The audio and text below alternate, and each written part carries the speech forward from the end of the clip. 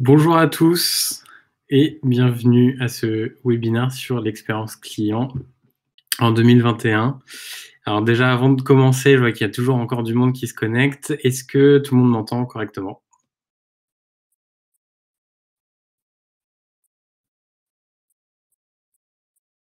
Super, ça a l'air de bien marcher. Eh ben, merci à tous et bienvenue dans ce webinaire où nous allons aborder les tendances clients en 2021. Donc, vous le savez forcément, on a tous été à la même sauce l'année dernière. Il y a eu beaucoup de changements qui se sont passés. Donc, les tendances de l'expérience client ont évolué, se sont accélérées. Bienvenue sur Zoho Showtime, donc notre application pour organiser des webinars. Il y a ma collègue Florence qui est disponible dans le chat et qui va répondre à vos questions. Je vous invite à échanger les uns avec les autres, à partager un petit peu vos insights dans le chat pendant le webinar. Si vous avez des questions, vous avez un onglet questions qui est disponible également sur la gauche. Et ça me permet de pouvoir y retourner à la fin et pour pouvoir mieux répondre à vos questions directement par la suite et de pas avoir à regarder directement dans le chat. Donc je vous invite à utiliser cette fonctionnalité. Alors j'ai l'impression qu'on est... Alors, la présentation sera bien évidemment disponible à tout le monde, ainsi que l'enregistrement de ce webinaire. Je vous invite d'ailleurs d'ores et déjà à vous abonner à notre chaîne YouTube Zoho France, et c'est ici que vous allez récupérer tous les webinaires qu'on a organisés. On a déjà une dizaine de webinaires qui sont disponibles sur ce portail. Alors déjà, pour commencer, pourquoi on veut parler d'expérience client? Alors Zoho, on est dans le domaine de l'expérience client depuis maintenant 2005. Nous avons une certaine expertise dans le domaine. On a lancé notre application de relations clients, notre CRM en 2005, et qui est venue après s'étoffer avec plein d'autres applications. Aujourd'hui, Zoho, on fête notre 25e année, notre quart de siècle. Et nous avons aujourd'hui plus de 45 applications qui vont de la relation client, donc avec des applications de marketing, de vente, de support client, mais également des applications de ressources humaines, des applications d'analytics, de la gestion de projet, etc. Notre solution est vendue dans plus de 180 pays dans le monde et nous avons passé la barre symbolique des 60 millions d'utilisateurs au cours de l'année 2020. Nous sommes très satisfaits pour tous ceux qui sont déjà clients de Zoho parmi nous dans le webinaire. Merci beaucoup. Et Zoho aujourd'hui, c'est 9000 employés dans le monde, avec une équipe en France qui grandit de plus en plus, pour vous apporter le plus de contenu en français possible quand c'est disponible. Important de noter, c'est que Zoho est le premier client de Zoho. Zoho fonctionne entièrement dans son intégralité sur les solutions de Zoho. Donc, on développe à la base pour nous et après on le partage à nos utilisateurs. Donc pour reprendre un petit peu sur l'année 2020 qui a été une année difficile pour beaucoup, on a dû se réinventer. Tout le monde a dû un petit peu réinventer son business. Les consommateurs également, ils ont changé leurs habitudes. Ils ont plus maintenant l'habitude de consommer en digital, de passer sur des sites de e-commerce. Donc l'idée, c'est de cette première partie là qu'on va traiter, c'est justement redéfinir ce nouveau client, en fait, le client de l'année 2021. Beaucoup de ces tendances sont des tendances qui étaient déjà présentes pour beaucoup des clients, pour beaucoup de clients, et qui se réinvente au fur et à mesure, et qui a été complètement accéléré avec les événements de l'année dernière. Donc déjà, premier point, c'est la notion de abordable. Aujourd'hui, les Français, le virus a entamé notre confiance en l'avenir, et que ce soit les consommateurs en B2C ou en B2B, les clients sont à la recherche de solutions abordables et en fait optimisent au mieux leur budget maintenant. Il y a une étude de Leclerc qui a été publiée récemment qui indique que 6 Français sur 10 sont beaucoup plus soucieux du prix qu'avant la crise, et surtout que ces 6 Français-là, dans la grande majorité, disent vouloir continuer à faire attention à ces dépenses après la crise. Et donc, on note également un manque à gagner, hein, une baisse du pouvoir d'achat, notamment pour les personnes qui étaient en chômage partiel. D'un autre côté, les entreprises également, hein, qui baissent leur budget, qui réduisent leur budget de communication, de marketing, également leurs investissements, hein, qui n'ont pas de visibilité. On ne sait pas si on va être reconfiné dans 1 mois, 2 mois, ou pas du tout. Donc, les entreprises préfèrent optimiser leur budget, et ça risque de continuer, en tout cas pendant l'année à venir. Donc, l'essor des magasins discount, hein, qu'on voit de plus en plus, avec notamment Action, ou je pense à Nose également, hein, qui font partie aujourd'hui de notre quotidien. On a l'habitude de les voir autour de nos villes. Et les Français ont quand même, pour une grande majorité, ont le sentiment d'avoir un pouvoir d'achat en baisse, et environ 1/3 des Français se rendent régulièrement sur des sites discount, notamment Wish, AliExpress, Alibaba. Les entreprises achètent aussi régulièrement sur Alibaba pour faire leurs commandes. Et donc, il y a un vrai essor sur les produits discount. On voit aussi une mise en avant du produit local. Les prosumers déclarent vouloir que les entreprises baissent le prix des produits locaux après la crise, afin de soutenir l'économie locale. Donc, encore une fois, c'est vraiment optimiser, c'est être sûr d'avoir le bon prix. Alors, j'avais noté cet exemple de Leclerc, qui avait fait une réduction pendant le mois d'avril pour mettre en avant, voilà, pour vendre des produits locaux. Donc, on voit de plus en plus d'actions marketing comme ça, pour mettre en avant sur un produit, sur un service local, et pour optimiser en fait cette approche. L'occasion, c'est quelque chose qui fait beaucoup parler ces derniers temps. 9 Français sur 10 ont déjà acheté un produit d'occasion, et les marques se récupèrent en fait cette expérience de l'occasion en proposant leur propre plateforme.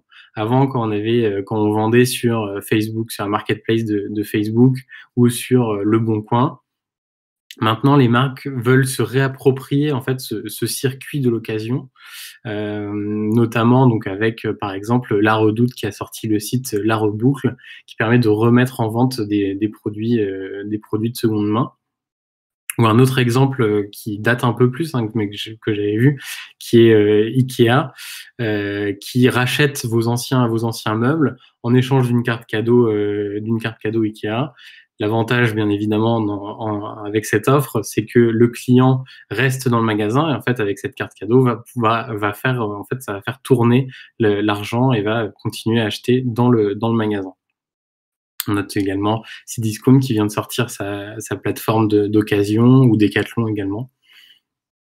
Donc, il y a vraiment un enjeu par rapport à ça. Un autre point important, c'est que le consommateur en 2021 est engagé. Il veut des entreprises, des marques fortes, et qui aient des valeurs et qui portent ces valeurs. Les clients attendent des marques qui soient responsables et protectrices. Donc, on voit quand même que c'est un message qui est difficile à faire passer, hein, auprès des consommateurs. 35% des consommateurs doutent des valeurs des entreprises, mais le confinement et la crise a permis à des marques de se mettre en avant, en fait, par rapport à leurs responsabilités, et au contraire, donc 38% des Français ont consommé auprès de nouvelles marques qui sont montrées particulièrement responsables pendant la crise. Alors, je pense par exemple, moi j'ai un fleuriste en bas de chez moi, qui a dû vendre l'intégralité de son stock, et qui a offert en fait à tous les habitants du quartier des fleurs, quand les gens passaient devant la boutique. Et ça a été un un vrai déclencheur pour la boutique, parce que maintenant, aujourd'hui, elle est ouverte et j'ai parlé avec la personne et ses ventes ont été décuplées parce que les gens reviennent dans la boutique. Donc là, une fois que la bonne impression a été faite, les gens reviennent et donc en fait créer ce lien avec la marque qui a été très important. Donc 66%, hein, c'est le chiffre que je vous donne, des Français ont développé une plus grande confiance des marques qui ont pris des décisions proactives pendant la crise sanitaire. Donc c'est offrir cette expérience. On parle beaucoup donc sur le client engagé. Un des grands thèmes, c'est la solidarité. Le pouvoir d'achat appelle à plus de solidarité. Donc on attend des marques qu'elles soient solidaires, qu'elles aident les consommateurs. Les consommateurs attendent que les marques soient davantage impliquées dans les questions sociales après la crise et que prennent vraiment position. L'avantage pour les entreprises, hein, je le disais tout à l'heure avec l'exemple de mon fleuriste, l'empathie d'une marque qui est alignée à celle d'un consommateur permet d'augmenter la satisfaction client par 52%. C'est énorme. Et il y a toujours ce moment de doute après un achat, d'évaluer en fait son achat. Et quand une marque fait preuve de solidarité, ça permet de faciliter en fait cette approche et cette empathie de la marque permet de vraiment augmenter la satisfaction client. Le client cherche à consommer local, hein, c'est une tendance qu'on voyait déjà se dessiner et qui a été d'autant plus importante l'année dernière et qui va l'être dans les prochaines années. Les consommateurs se disent prêts à consommer local, même si le prix est un peu plus élevé. Et les Français souhaitent que les marques rapatrient donc une partie de leur activité à l'étranger dans le pays d'origine. Donc j'avais pris cet exemple que je trouvais intéressant, qui était de la région Occitanie, qui disait: dans ma région cette année, au lieu d'acheter en ligne, j'achète dans ma zone. Donc bien sûr le petit clin d'œil à Amazon. L'écologie, donc qui est aujourd'hui un vrai différenciateur pour beaucoup de marques. 64% des Français déclarent un sens accru des responsabilités envers l'environnement et la communauté. C'est vraiment un point important de pouvoir partager cet exemple auprès de ces consommateurs, de pouvoir montrer les engagements écologiques des marques. Donc on prend par exemple les fabricants de voitures, General Motors, qui a indiqué vouloir passer en zéro émission toute électrique d'ici 2035. Apple, qui a annoncé vouloir passer à neutralité carbone en 2030.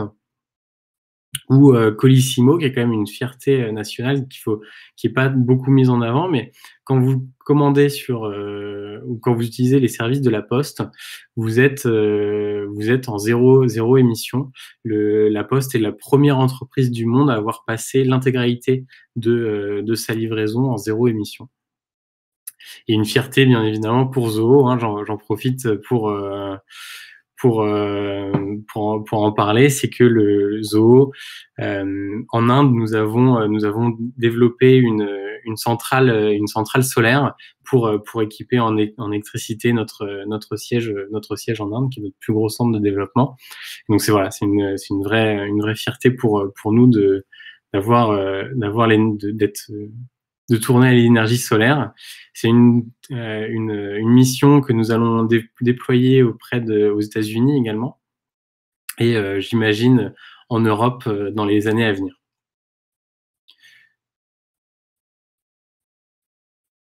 Le sans contact, hein, passons deuxième point. Le sans contact, bien évidemment, les clients ont dû consommer sans contact pendant de nombreux mois en 2020. Ça a été le grand gagnant de l'année. Les entreprises ont dû s'adapter, offrir de nouveaux canaux de distribution. Les canaux de distribution digitaux se multiplient. Le click and collect, on note par exemple. Et ce qui est important de noter, c'est que ce sans contact, une fois que les Français, les consommateurs mais également en B2B hein, d'ailleurs, ont commencé à tester des solutions en digital, ils ont tendance à vouloir y revenir. Et du coup, c'est vraiment un changement dans la manière de consommer. Donc, si on regarde le e-commerce, il y a les chiffres de la FEVAD, donc qui est la fédération du e-commerce en France et qui récupère les données tous les ans. Ils viennent de publier les données de l'année 2020. On estime à peu près 4 ans de croissance qui se sont passés en l'équivalent de 12 mois par rapport aux projections. Donc c'est vraiment très important. Aujourd'hui, le e-commerce représente 13,4% du commerce de détail contre 9,8% en 2019.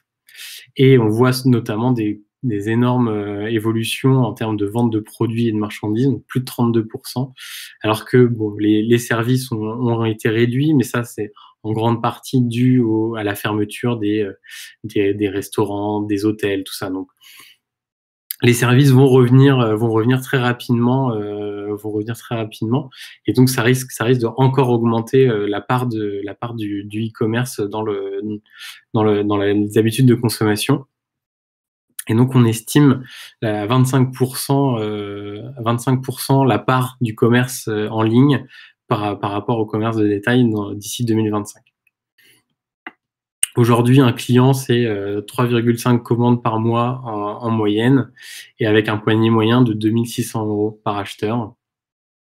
Et le plus important, selon moi, c'est justement cette statistique qui dit que 98% des acheteurs se déclarent satisfaits de leurs achats après avoir testé un site de e-commerce. Et donc sont amenés à y revenir après. Les services clients aussi, qui se digitalisent beaucoup. On estime une croissance de plus de 40% par rapport aux interactions digitales avec les services clients en 2021. Donc c'est énorme. Encore une fois, les canaux de communication continuent d'augmenter, des canaux qui étaient plus utilisés en termes par les consommateurs pour communiquer entre eux, commencent à utiliser pour contacter les marques, notamment Facebook Messenger, Instagram, tous ces canaux moins formels, on va dire. Et on estime que 85% des interactions seront digital first d'ici 2025, c'est-à-dire via votre site de e-commerce, via votre site avec des chatbots, ou par du self-service avec des recherches en ligne, etc. Donc, c'est vraiment une tendance qui s'accélère.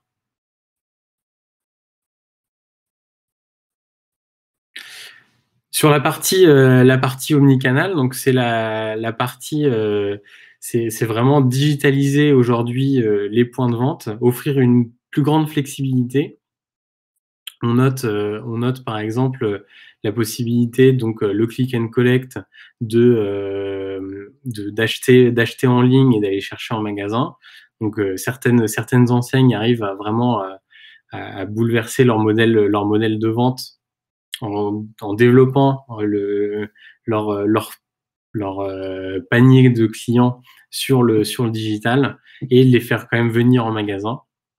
L'avantage, c'est qu'un client qui vient en magasin a généralement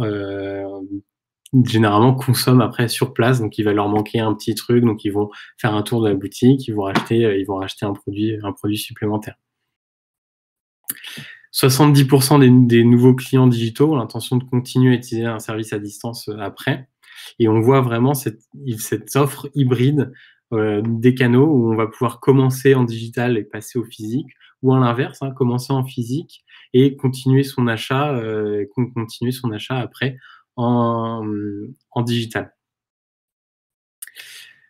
Gros avantage, c'est que on estime, donc c'est une enquête de l'Académie du service qui estime que 13% des marques surestiment leur capacité à concilier le digital et les relations humaines.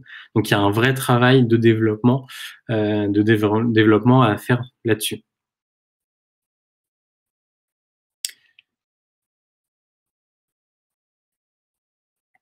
Si on regarde un petit peu aussi, le client en 2021 est polarisé, donc on en parlait un petit peu sur la partie de l'engagement des clients qui souhaitent que les marques se positionnent.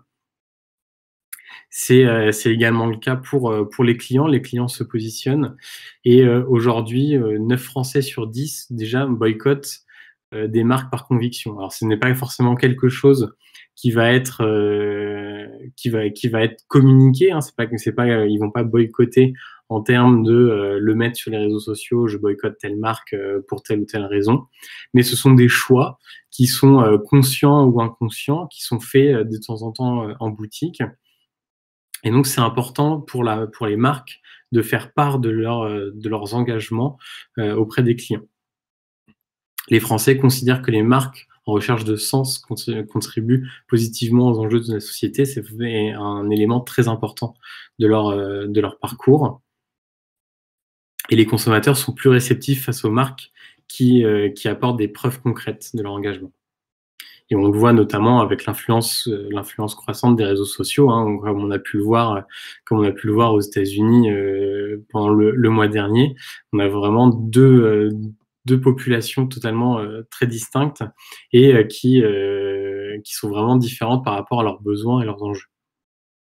Donc, si on regarde un petit peu sur cette polarité, d'un côté, on a des clients qui souhaitent favoriser la consommation, qui vont se tourner vers des produits bon marché, avec des offres discount, par exemple. Tout ça pour soutenir le pouvoir d'achat des ménages ou également des entreprises, hein, chercher à faire de l'achat en masse à un moindre coût. Et d'un autre côté, on a ceux qui souhaitent réinventer la consommation en consommant plus local ou plus durable, à un prix juste, qui soit satisfaisant à la fois pour les fournisseurs, pour les distributeurs et également pour les consommateurs. Et donc tout ça pour soutenir la transformation du monde. Consommer moins mais consommer mieux, c'est aussi une tendance qu'on voit depuis plusieurs années. Un autre point important, c'est la sécurité et la vie privée. Le client en 2021 connaît ses droits.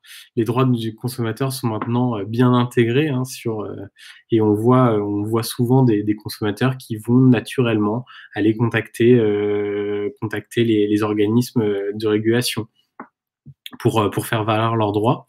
Et garantir la sécurité des données fait partie des priorités des entreprises. Et on le voit régulièrement, hein, je pense qu'il n'y a pas un mois qui passe sans avoir des informations sur une fuite de données, de clients. Donc ça fait partie du cœur de la différenciation des entreprises. Les consommateurs sont prêts à partager leurs informations, mais ils doivent savoir pourquoi et quel est l'avantage. Aujourd'hui, 77% des Français estiment qu'un programme de fidélité sert uniquement à exploiter leurs données personnelles et ne voient aucun avantage à y faire partie. Donc c'est vraiment l'importance de montrer, donc le consommateur est d'accord pour partager ses données, mais il faut qu'il y ait un échange réciproque. Le RGPD, hein, j'en parlais juste avant. Le RGPD, la CNIL est passée à l'acte en 2020. Hein. Maintenant, la CNIL n'hésite plus avant de donner des amendes. Quand en 2019, c'était encore un petit peu en déploiement, on va dire. On voit des grandes enseignes, notamment comme Carrefour, hein, qui ont eu plus de 3 millions d'euros d'amende de la part de la CNIL pour ne pas avoir respecté le RGPD, avoir stocké des informations des clients de manière non sécurisée et aussi de les avoir gardées pendant trop longtemps sans indiquer pourquoi aux clients ils avaient gardé leurs informations. Donc ils ont dû mettre à jour toute leur base de données. Et aujourd'hui, les consommateurs connaissent leurs droits, hein, je le disais, et n'hésitent pas à contacter la CNIL en cas de doute sur l'utilisation de leurs données. Donc, l'important d'être vraiment transparent par rapport à la collecte d'informations. Le sans cookie, alors ça, c'est quelque chose qui va moins être impactant dans dans les quelques prochains mois. C'est une tendance de fond qu'on commence à voir. De plus en plus d'entreprises se positionnent en retirant les cookies de leur site internet ou au moins les cookies tiers, les cookies publicitaires. Aujourd'hui, il y a beaucoup de mauvais élèves en termes de cookies, hein. Seulement 3% des 100 sites les plus visités en France affichent un bouton pour refuser les cookies. Dans un premier temps, les cookies, ça ralentissait les sites internet. Maintenant, on se dit que avoir des cookies qui vous suivent sur les différents sites, on veut comprendre en fait où va notre information. On note notamment, par exemple, Apple qui commence à bloquer les trackers publicitaires sur Safari. Si vous êtes utilisateur d'Apple, en haut à gauche, vous avez une petite information qui vous dit combien de trackers vous avez bloqués sur tel ou tel site, quelles sont les informations qui ont été collectées, et après vous avez un rapport avec les sites qui vous traquent le plus sur Internet. Zoho, nous, on a fait le choix récemment d'ailleurs de retirer l'intégralité de nos trackers tiers de nos sites, parce que quand vous utilisez des outils d'analyse de grandes entreprises qui font beaucoup de publicité en ligne, je ne les citerai pas, en fait vous gagnez un service, mais en échange vous offrez la possibilité à ces marques d'exploiter les données de vos clients sur votre site et de mieux comprendre leurs besoins de consommation, et après pour leur servir plus de publicité. Et Zoho, nous pensons que ce n'est pas éthique de justement de s'enrichir, ces marques qui s'enrichissent sur les données de nos clients. Donc nous prenons vraiment ce sujet très à cœur. L'identité numérique, hein, qui est un autre sujet très important. Aujourd'hui, il y a déjà, vous êtes déjà nombreux, j'imagine, à avoir refusé de vous inscrire sur un site parce que vous aviez un mauvais sentiment, un mauvais pressentiment. C'est important de protéger. Les gens sont de plus en plus au courant de l'importance de protéger son identité numérique. Aujourd'hui, voilà, 44% des clients ont déjà renoncé à s'inscrire sur les sites en raison d'un sentiment d'insécurité numérique. Même si le mot de passe le plus utilisé au monde reste 1, 2, 3, 4, 5, 6, il est important de pouvoir protéger son identité. Et c'est d'autant plus important que la nouvelle génération qui a grandi sur Internet et sur les réseaux sociaux font d'autant plus attention à toutes ces données qu'ils partagent. Et ça s'est vu très récemment, au tout début du mois, avec WhatsApp qui a voulu changer ses conditions d'utilisation et qui a généré un exode massif vers une autre application qui s'appelle Signal, qui crypte vos messages quand les utilisateurs se sont rendus compte que WhatsApp partageait vos informations, les informations des messages avec Facebook. Donc si on récapitule un petit peu le profil du nouvel utilisateur, le premier point, c'est que l'utilisateur va faire attention à ses dépenses. Les nouveaux consommateurs vont faire attention à leurs dépenses. Ils vont privilégier le sans contact, et ce de plus en plus, et ça va continuer à s'accélérer. Le client sera engagé sur différents points, hein, que ce soit sur la solidarité, sur acheter local, acheter écologique. Fait vraiment partie des points de différenciation que vous pouvez avoir par rapport à vos clients. Que vos clients sont polarisés, donc il faut savoir comment leur parler, à qui, à quel moment. Et bien évidemment, le dernier point qui est la sécurité et la vie privée avec les gestions d'informations. Je vois qu'il y a pas mal quelques interactions. J'ai un petit questionnaire à vous envoyer. Le premier qui est, alors, vous allez avoir, donc c'est sur quelle tendance avez-vous concentré davantage de ressources au cours des prochains mois? C'est ça qui m'intéresse d'avoir comme information. Je vous partagerai les résultats.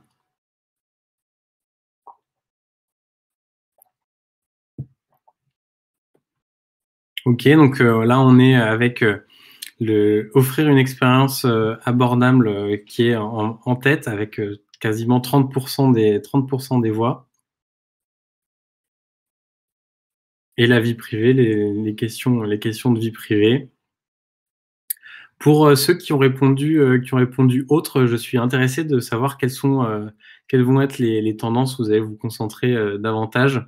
Vous pouvez les marquer sur le chat, c'est vraiment quelque chose qui m'intéresse et sur lequel on va peut-être pouvoir développer après. Hop, je vous partage le résultat à tout le monde, comme ça vous avez la visibilité.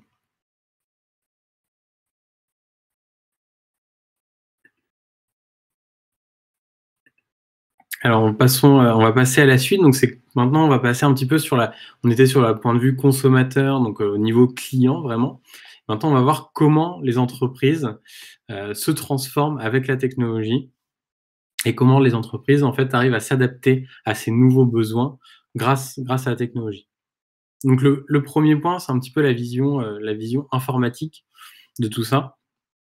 On l'a dit tout à l'heure, hein, les clients privilégient de plus en plus le digital. Le projet d'unifier l'expérience client, aujourd'hui, c'est un projet de transformation digitale. Et la transformation digitale a forcément été accélérée au cours de la dernière année. Je pense qu'on l'a tous ressenti. 75% des décideurs affirment que la Covid-19 a accéléré leur adoption de nouvelles technologies.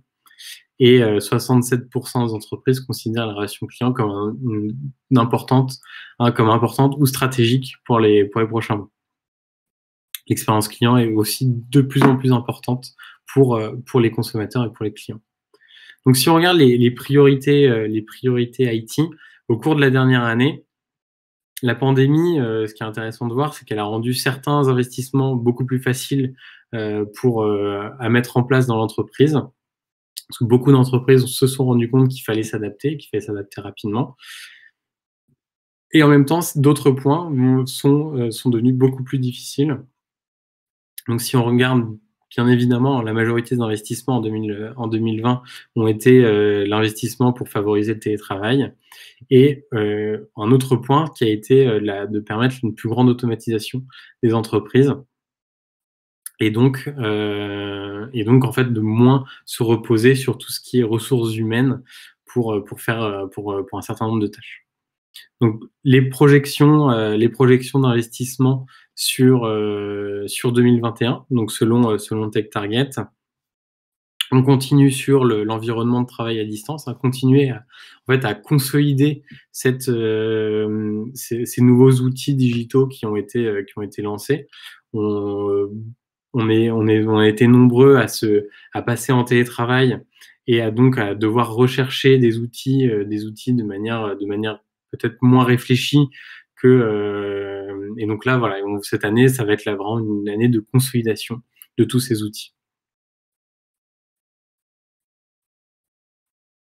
La sécurité et la gestion des risques, bien évidemment, qui reste un des sujets principaux. La modernisation des réseaux, de l'infrastructure des outils. Le recrutement des équipes, qui malheureusement prend un coup dans l'aile. Le développement de nouvelles applications. Quand une entreprise, avant, allait peut-être développer sa propre application, aujourd'hui, on va se tourner sur des applications clés en main. Et bien évidemment, c'est une tendance qui avait déjà et qui, encore une fois, a été accélérée l'année dernière sur le passage au software as a service, donc avec la diminution du besoin des serveurs sur place ou en colocation pour les entreprises. Là, si on se reconcentre un petit peu sur la partie expérience client, la vision 360 degrés d'un client reste un projet informatique. Et en fait, s'adapter à l'évolution des attentes et comportements des clients est une des priorités des DSI après la sécurité. Et les PME qui investissent dans la technologie déclarent que la technologie favorise leur interaction avec les clients à plus de 55%. Donc c'est vraiment un projet informatique. Et l'expérience client est maintenant un avantage compétitif vraiment pour les entreprises et qui va représenter jusqu'à 47 milliards d'investissements pour les entreprises en 2022. L'agilité, hein, c'est un autre point. Il a fallu adapter ses offres et donc offrir un parcours plus agile, que ce soit pour les entreprises, mais pour les clients. Les clients sont de plus en plus volatiles. Les entreprises doivent mieux engager leurs clients à travers différents canaux. Et les clients attendent aujourd'hui une expérience omnicanal et personnalisée. C'est-à-dire qu'on va commencer la relation client d'un côté, il va falloir qu'on puisse la finir sur un autre canal et que le parcours se fasse sans accroc. L'avantage pour vous, c'est que seulement aujourd'hui 15% des entreprises auraient vraiment mis en place une stratégie omnicanal. Et donc, il y a un vrai avantage compétitif que vous pouvez avoir en investissant sur une stratégie, en réfléchissant à une stratégie omnicanal. Donc, l'avantage de l'omnicanal, d'avoir une offre agile, c'est que plus vous offrez de canaux, plus les clients ont de chances de vous contacter. Les consommateurs français utilisent en moyenne 3 canaux de communication entre du début à la fin du parcours client. Et ce qui est intéressant de noter, c'est que une fois qu'ils ont choisi un canal, ils ont quand même des difficultés pour passer un canal à un autre. Les premiers canaux sont toujours aujourd'hui le téléphone, le site internet et les emails, mais le développement des SMS, des forums, des outils de chat, des chatbots, les réseaux sociaux sont des canaux qui continuent de grandir et qui continuent d'être de plus en plus présents. Les confinements en 2020 ont d'ailleurs augmenté le nombre d'options de contact offertes par les PME au cours de l'année.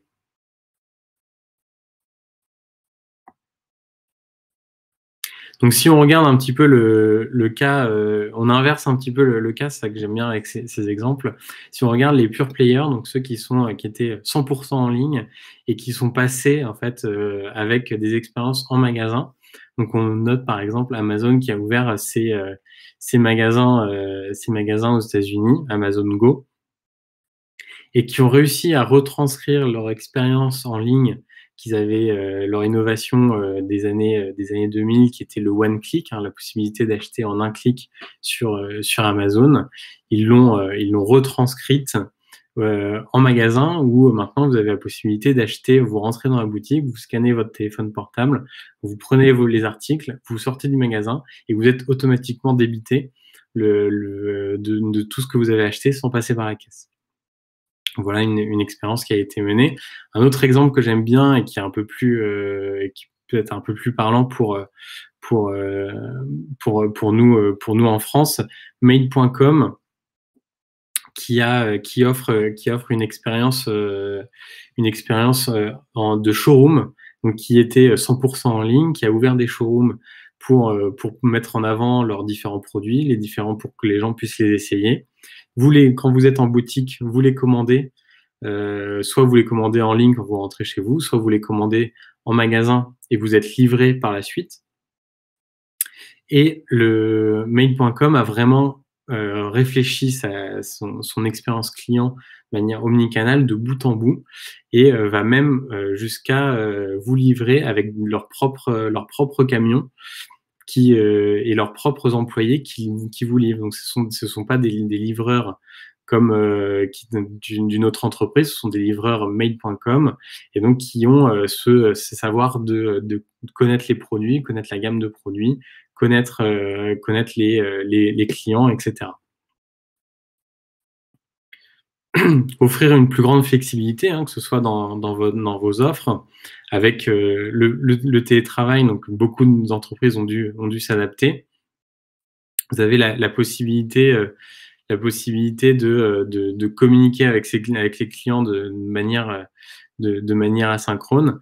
Et moi, un exemple que j'ai bien aimé pendant le confinement et qui a été maintenu, qui est intéressant de noter, c'est Franprix qui a fait un partenariat, Decathlon qui a fait un partenariat avec Franprix pour offrir un corner dans les Franprix de vente de produits de sport. C'était au début un programme qu'ils avaient fait pour seulement quelques semaines et qui a été poursuivi et qui est toujours d'ailleurs disponible. Donc dans les Franprix maintenant, vous avez un corner Décathlon. Donc c'est vraiment réussir à s'adapter en fonction, adapter son offre en fonction des besoins des consommateurs et d'être très réactif sur les possibilités justement de partenariat avec des partenariats innovants.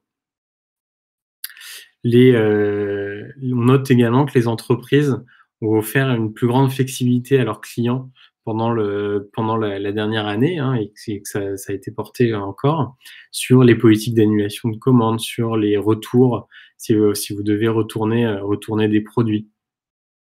44% des entreprises offrent plus de flexibilité aux clients. On a le Web2Store, le Store2M. Hein. Le Web2Store, c'est le click and collect. On achète en ligne, on va chercher en magasin. Le Store2M, c'est l'inverse. On est en magasin, on fait la promotion en magasin, de pouvoir commander en ligne. Le site de e-commerce doit être considéré comme un magasin, mais ouvert 24 heures sur 24 avec l'intégralité de votre offre.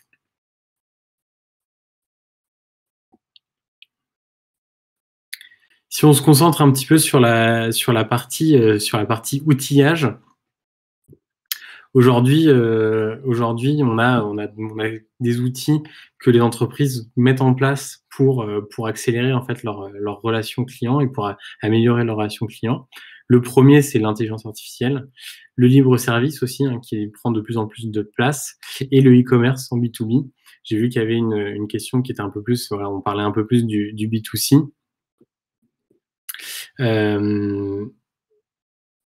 Si qu'on parle un petit peu plus du B2C juste avant. Voilà, on va se concentrer un petit peu sur le e-commerce en B2B, hein, qui est quelque chose qui a vraiment de plus en plus d'importance.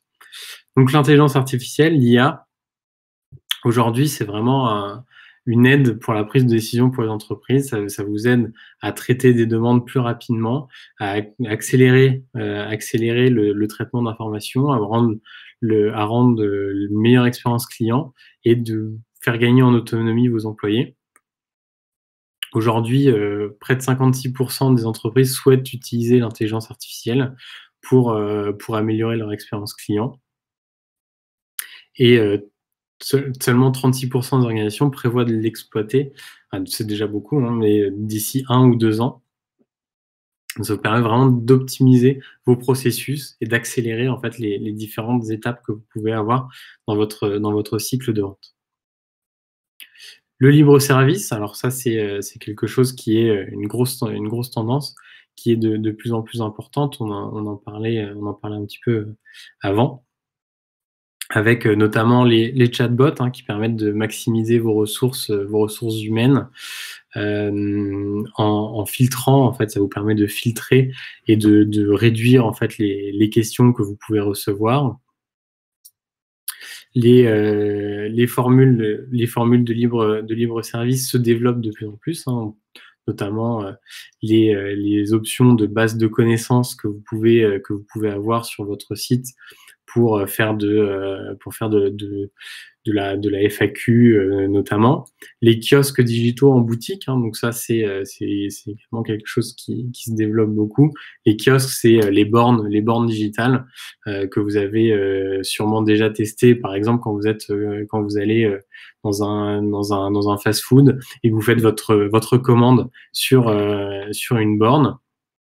Vous avez cette option de libre service. En 2020, le libre service a traité environ 36% des flux de clients.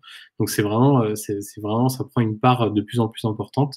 Et on le voyait juste avant, c'est que par exemple pour les supports clients, on estime que 85% des supports, du support du service client, seront en digital first. Donc ça fait partie des solutions offertes pour justement cette solution digitale. Le e-commerce en B2B, hein, qui prend de plus en plus d'importance, c'est quelque chose qui n'a qui a peu été développé au cours des dernières années et qu'on voit vraiment grandir de plus en plus. Aujourd'hui, les acheteurs professionnels souhaitent faire leurs achats B2B en ligne. Et les acheteurs B2B font déjà beaucoup de recherches sur les achats. Donc autant en profiter pour les acheter, pour acheter en ligne. Voilà, on voit une croissance de plus de 50% des ventes en B2B entre 2017 et 2019.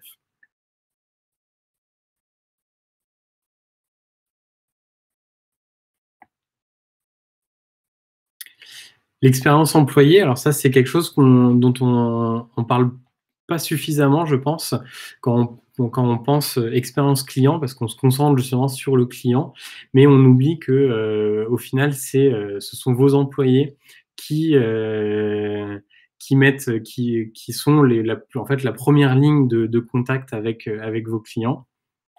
Et le télétravail, en plus, a obligé les entreprises à revoir leur façon de travailler et donc les entreprises ont dû adapter leurs outils de manière assez rapide. Et aujourd'hui, de nombreux collaborateurs estiment que ne pas disposer des bons outils pour évoluer dans un environnement distribué. C'est-à-dire que si vous n'avez pas un outil qui vous permet de rassembler l'intégralité des contacts clients, sur une seule et même plateforme, bah, vous allez devoir multiplier vos efforts de contact, vos efforts de vente sur les différents canaux. Alors, si tous vos employés en relation client doivent se connecter sur votre compte Twitter, votre compte LinkedIn, en même temps être disponible sur le chat, en même temps répondre à leurs emails, tout ça. L'idée, c'est vraiment de pouvoir unifier cette expérience sur une seule et même plateforme d'expérience client et donc pour améliorer l'expérience des employés. Ça vous permet également de pouvoir faire de meilleures analyses sur l'efficacité de ces clients, de vos utilisateurs. C'est aussi une grosse tendance qui est due au fait des nouveaux utilisateurs qui arrivent dans les entreprises. Aujourd'hui, les millennials, la génération des millennials représente 50% de la population active. Ils représentent 75% d'ici 2025.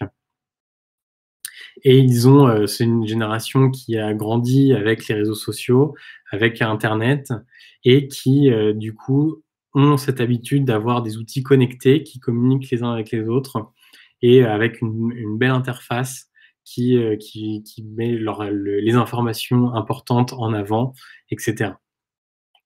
C'est important de noter, c'est que si on regarde sur les CRM, 28% des millennials pensent que les applications de CRM sont extrêmement importantes à leur succès, contre 18% pour la génération X et seulement 9% pour les baby boomers. Donc c'est vraiment adapter les outils à la nouvelle génération de travailleurs. Mais ces outils, le revers de la médaille, c'est que ces outils doivent être optimisés au maximum pour justement répondre à leurs besoins. Réduire les tâches superflues, réduire les tâches redondantes, la saisie manuelle, tout ça. Vous pouvez avoir un outil moderne si il n'est pas automatisé et que du coup vous n'avez gagné aucun temps à l'utilisation. C'est là où le bas blesse. Ce qui est important de noter, c'est que 2/3 des employés pensent que des efforts inutiles empêchent leur entreprise d'exceller en matière de relation client. Donc c'est vraiment se concentrer sur l'employé pour améliorer l'expérience client et partager au mieux des insights.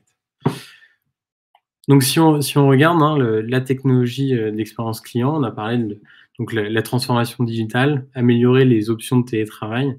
J'en parlais sur les utilisateurs, le télétravail, c'est quelque chose d'important, d'avoir un outil digital qu'on puisse utiliser chez soi ou quand on est en déplacement.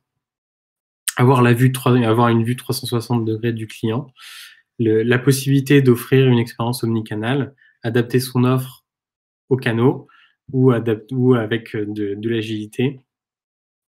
les outils avec l'intelligence artificielle ou le libre service, le e-commerce en B2B, hein, qui est de plus en plus demandé sur la partie B2B, et se concentrer sur l'expérience des employés.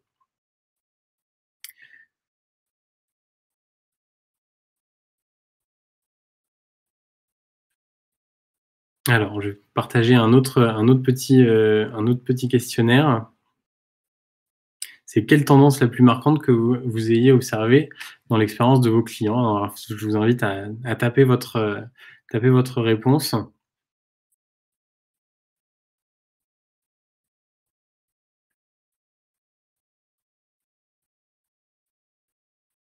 L'omnicanalité, besoin d'automatisation,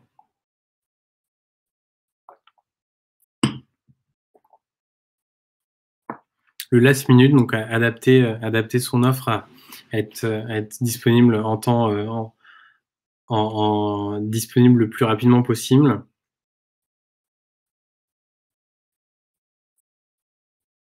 L'automatisation, besoin de CRM connecté, le chatbot, le e-commerce, la vue 360°,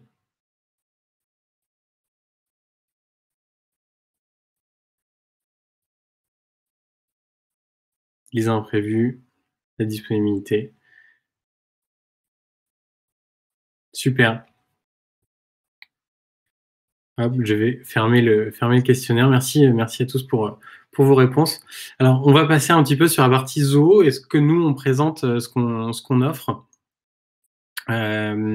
et qu'on continue à améliorer. Donc, Zoho offre une plateforme d'expérience client avec l'intégralité en fait du parcours client que vous pouvez centraliser en fait sur un seul et même outil. Donc vos efforts de marketing, hein, pour communiquer avec vos clients sur différents canaux, vos efforts de vente où vous récupérez les informations qui sont passées, et le support avec des options de support et de gestion de projet. Donc Zoho offre un CRM que nous avons lancé en 2005 et nous avons continué à améliorer fortement tous les ans. Nous avons de nouvelles fonctionnalités qui arrivent. Alors, pardon. Donc voilà, on a plusieurs fonctionnalités. En 2020, nous avons apporté de nombreuses fonctionnalités, notamment comment avoir une meilleure connaissance client avec la possibilité de segmenter vos clients, d'automatiser la segmentation de vos clients pour mieux identifier à qui parler, à quel moment. La possibilité de créer un parcours client avec Command Center qui vous permet vraiment d'organiser du premier contact au dernier contact le parcours de votre client. Un créateur de prédiction, hein, qui utilise l'intelligence artificielle par rapport aux ventes que vous avez eues dans le passé, et de pouvoir identifier les opportunités de vente par rapport à vos prospects.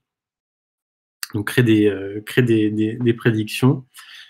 La possibilité d'avoir des pipelines multiples, alors basés sur les différents canaux, hein. Vous allez pouvoir avoir des canaux où le cycle de vente est plus court, certains où le cycle de vente est plus long, basés sur les typologies de clients, basés sur les produits que vous vendez. On a aussi passé une barre symbolique qui sont plus de 1000 extensions maintenant disponibles sur l'outil. Donc on parlait du CRM, d'un CRM connecté, d'avoir un CRM qui se connecte à différentes plateformes que vous pouvez utiliser. L'avantage de la marketplace de Zoho, c'est que justement, voilà, vous pouvez utiliser ces différents canaux et tout connecter à un seul et même endroit. En 2021, on a quelques nouvelles. On se concentre sur une meilleure ergonomie au terme de l'utilisation de l'outil. C'est un point important sur lequel on a développé, donc qui est aujourd'hui en cours de déploiement, qui est la nouvelle vue en liste, hein, qui est la vue la plus utilisée. Et on a une autre petite surprise, donc que je vais vous dévoiler dans un instant. J'ai une petite vidéo à vous partager.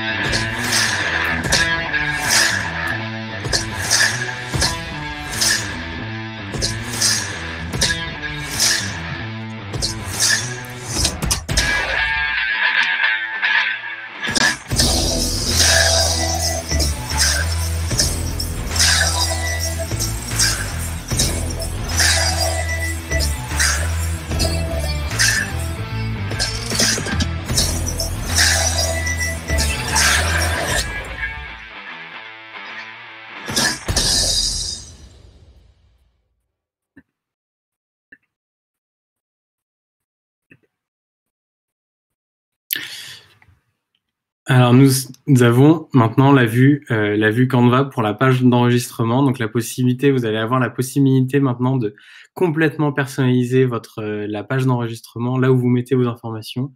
Vous allez pouvoir mettre les informations que vous le souhaitez en avant sur votre CRM, plutôt que d'avoir un formulaire avec les différents champs que vous avez. Vous allez avoir la possibilité de vraiment complètement paramétrer le CRM en fonction de votre besoin, ce qui devrait améliorer vraiment l'expérience de nos utilisateurs. Donc voilà, des exemples de customisation que nous avons créés, hein. Donc avoir vos couleurs, avoir les photos, l'historique disponible avec différents onglets. Si vous voulez vous vraiment connecter et utiliser les informations et les publier de la manière dont vous le souhaitez, aux couleurs de votre marque, etc. Et on a d'autres fonctionnalités qui vont arriver prochainement, notamment l'intégration avec WhatsApp, la refonte de plusieurs fonctionnalités, la possibilité d'avoir des fonctions, écrire des fonctions en Java ou en Node.js, verrouiller les enregistrements, donc pour pas qu'il y ait de modifications qui soient faites, un nouveau tableau de bord pour les managers dans votre CRM et autres. Donc ces informations-là ces fonctionnalités seront disponibles prochainement. Je ne peux pas vous donner de date. Si vous êtes intéressé pour faire partie des bêta-testeurs de la vue Canva sur Zoho CRM, je vous invite à le marquer dans le chat et je prendrai vos informations, et le jour où nous avons une version bêta disponible, nous pourrons vous contacter directement pour vous demander si vous êtes toujours intéressé. Voilà. En cas de besoin, on va passer aux questions. En cas de besoin, si vous voulez nous contacter, vous pouvez nous contacter. Vous avez notre adresse email qui s'affiche, notre compte Twitter, notre page YouTube, et tout nouveau, c'est le Zoho Community France, qui est notre page communautaire où vous pouvez partager votre expérience, poser vos questions auprès d'autres utilisateurs. Donc nous avons maintenant des personnes dans l'équipe en France qui s'en occupent et qui seront ravis de répondre à vos questions directement sur la partie community. Si vous n'êtes pas client de Zoho aujourd'hui, je vous invite également à le préciser. Comme ça, nous pourrons revenir vers vous et vous présenter dans plus grand détail tous les outils. Donc, je vais regarder un petit peu les questions. Avant de passer aux questions, Zoho est présent dans le monde entier, et nous sommes bien évidemment nous avons en conformité par rapport au RGPD, un certain nombre de normes ISO pour la gestion et le traitement des informations. C'est quelque chose dont j'en parlais et qui est très important pour nous, et qui est vraiment un des points les plus importants. Merci, et je vais passer aux questions.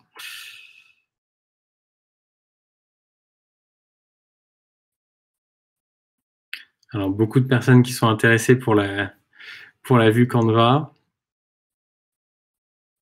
Alors, CRM connecté à LinkedIn. Alors, aujourd'hui, nous n'avons pas de connexion directe avec LinkedIn. Ça, c'est un problème d'API, en fait, venant de LinkedIn. Mais vous avez, si vous êtes client Sales Navigator de LinkedIn, maintenant, vous avez la possibilité de récupérer les informations Sales Navigator sur Zoho CRM. Donc, c'est uniquement pour Sales Navigator, ce n'est pas directement avec LinkedIn. Alors, les chatbots font partie de l'IA. Oui et non. Alors, ça dépend de comment vous souhaitez paramétrer. Aujourd'hui, avec Zoho, les chatbots ne sont pas intégrés à notre intelligence artificielle à ce jour. Mais vous pouvez intégrer un certain nombre de réponses, et nous avons des systèmes de codage pour insérer des réponses. J'ai vu qu'il y avait une question sur les landing pages. Zoho ne dispose pas aujourd'hui de solutions de landing page, mais vous avez la possibilité donc d'insérer des formulaires où vous le souhaitez. Et pour les landing pages, on a peut-être des nouvelles qui vont sortir dans l'année. J'en dis pas plus.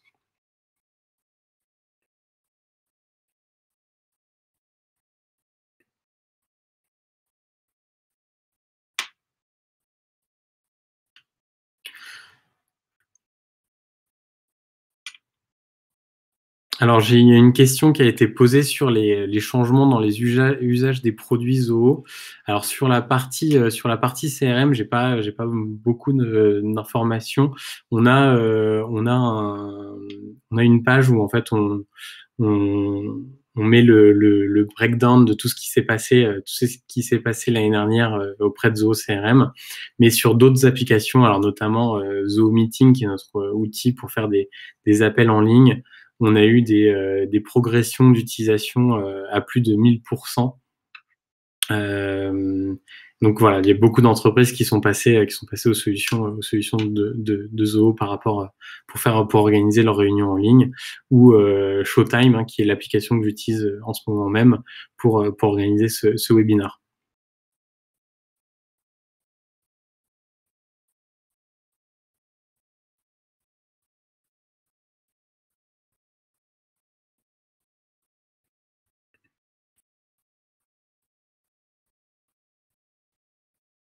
Alors,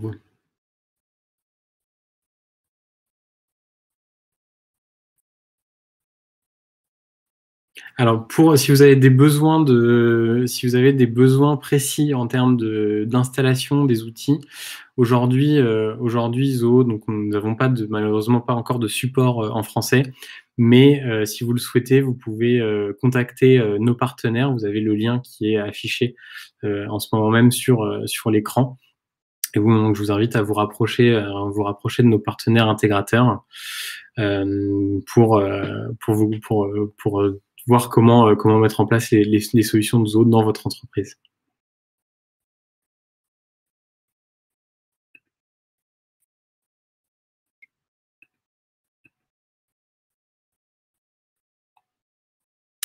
Showtime est bien pour les organisations de formation. Oui, c'est d'ailleurs l'outil qui a été développé à la base pour faire des sessions de formation avec différents trainers.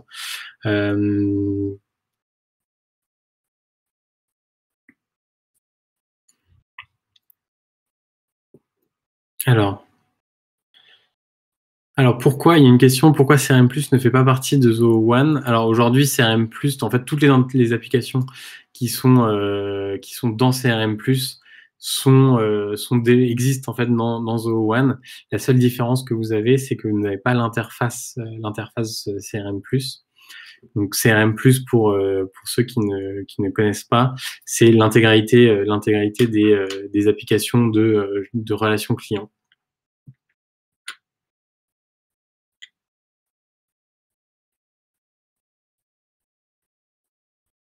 Une petite question avant de finir, c'est est-ce que ce que vous utilisez si vous n'êtes pas client de Zoho aujourd'hui?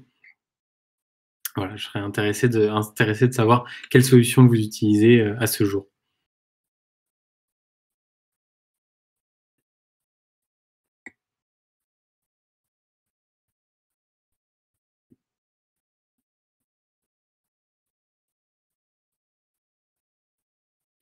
Alors, est-il possible d'intégrer des données telles que des rapports de commande clients sur des fiches clients? Oui, c'est tout à fait possible. Vous avez la possibilité d'intégrer des données tiers, soit via une intégration qui existe, ou de faire remonter des informations si vous utilisez une autre application, ou si vous faites vos commandes directement depuis le CRM, vous avez l'option qui est disponible. Le CRM peut récupérer toute l'historique de vos clients, les factures, les devis qui ont été envoyés, les emails. L'important de Zoho CRM, c'est vraiment de rassembler l'intégralité des données clients à un seul et même endroit.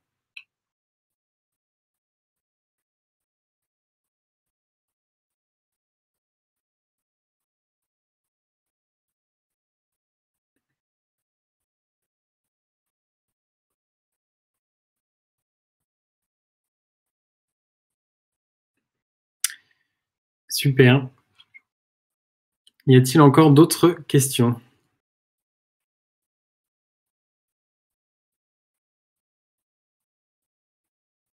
Alors, il serait intéressant d'avoir une overview de tous les modules Zoho qui existent. Alors pour ça, je vous invite à visiter notre. On a en fait des webinars qui ont lieu tous les 15 jours. Donc le prochain aura lieu la semaine prochaine, et où on présente en fait produit par produit les fonctionnalités de base en fait de chacun des produits. Aujourd'hui,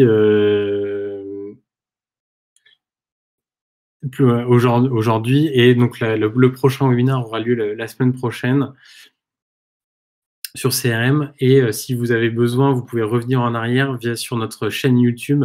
Vous avez les enregistrements de tous les anciens webinars qui sont disponibles. Alors pour le lien pour le webinaire de la semaine prochaine, je vais regarder ça tout de suite.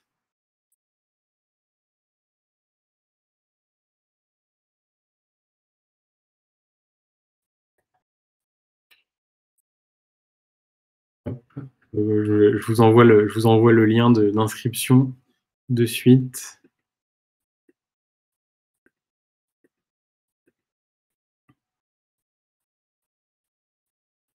Donc le prochain thème est sur l'automatisation des processus de vente sur Zoho CRM.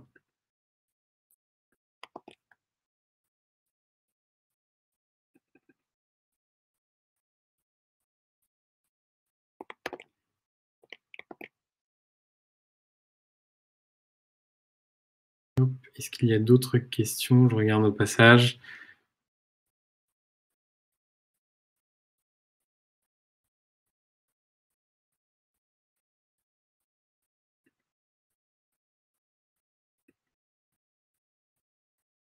Alors on a sur le marketing automation aujourd'hui, nous avons une application qui s'appelle Marketing Hub.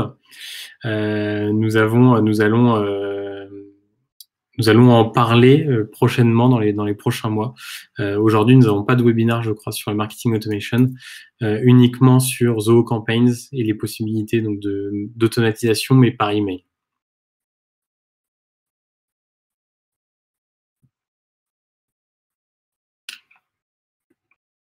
Alors, je récupère juste le lien d'inscription pour vous le partager pour le webinaire de la semaine prochaine. Hop. Et voilà. Merci à tous pour votre participation, et j'espère vous retrouver prochainement sur un autre webinaire de Zoho, et j'espère que ce webinaire vous a été utile. Merci beaucoup. À très vite. Au revoir.